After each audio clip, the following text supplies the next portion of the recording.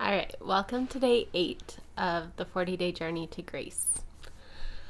So, a little bit of background information. My son Simeon, he is 5, and ever since he was about 1, he's had seizures. And prior to that, we've had tons of health problems. We have the majority of the health problems gone. But the seizures have kind of been something that have stuck around, mostly when he has a fever now.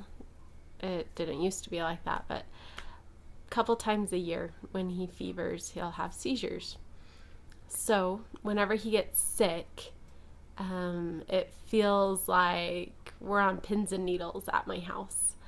And we're trying to do everything we can to help get him better quick, because seizures are awful. And he doesn't just have one or two.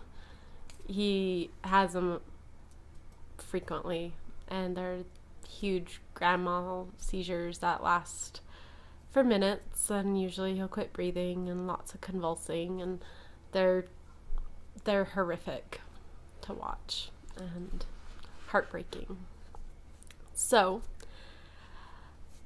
here I am with a sick baby and my son who's sick, runny nose, coughing, but he was still running around and playing and not really acting like anything was wrong until later today. He came inside from outside after playing and just started crying. His ear hurt, he didn't feel good, and he went, and so I'm checking his temperature.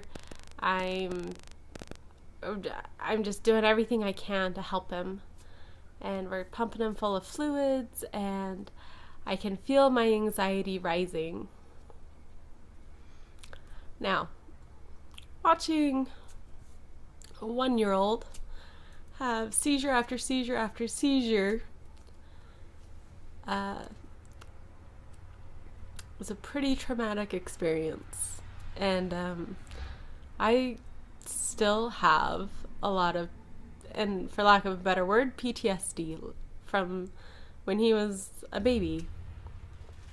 So every time seizures are a possibility, I get a lot of anxiety, and I worry, and I stress, and I can feel my emotions start to clam up, and that I start to shut down emotionally and kind of wall myself off from everything.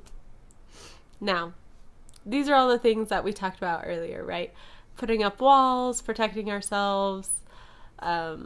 Anyway, I do all those things when I start to get really stressed out about this. And this is one of my biggest stressors in my life, is watching my little boy have seizures. And yesterday, Brent gave a scripture for our family, and he did D&C 6:36, and it says, "Look unto me in every thought, doubt not, fear not." And I thought, oh, that's a good one. And then today, I saw that scripture 2 more times. Look unto me in every thought, doubt not, fear not. And I thought, okay, God, I'm trying to understand. I'm trying to get the message. Because, to be frank, I haven't quit thinking about you. When I have anxiety, I think a lot about Christ and God. But I wonder if in that verse, the key word isn't think about me in every thought. It says to look. To look. Looking takes a very physical action. It's not just something that's going around in your brain. reminds me of the Israelites with the staff, the fiery serpent. They were being bit by snakes, and all they had to do to be healed was to look at the staff and live. And many wouldn't do it because of the easiness of the way. That staff was symbolic of Christ. That all we have to do is look and live, to doubt not and to fear not.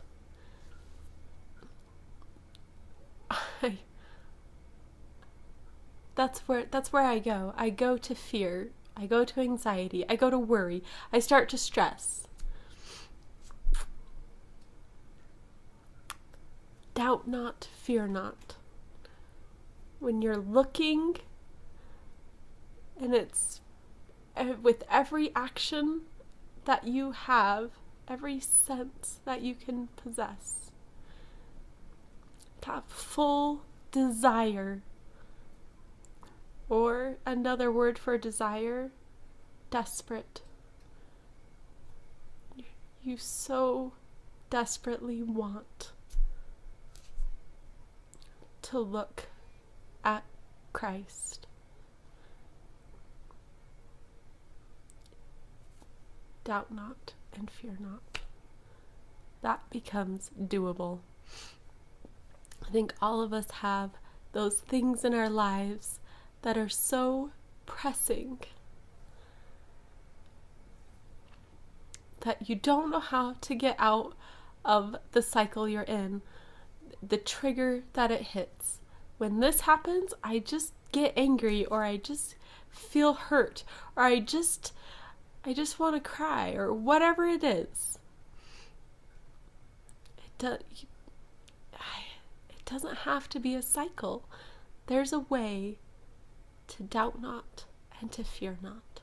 And it's by looking to Him in every thought. To look. Anyway, I'm going to work on that tonight. Have a good night.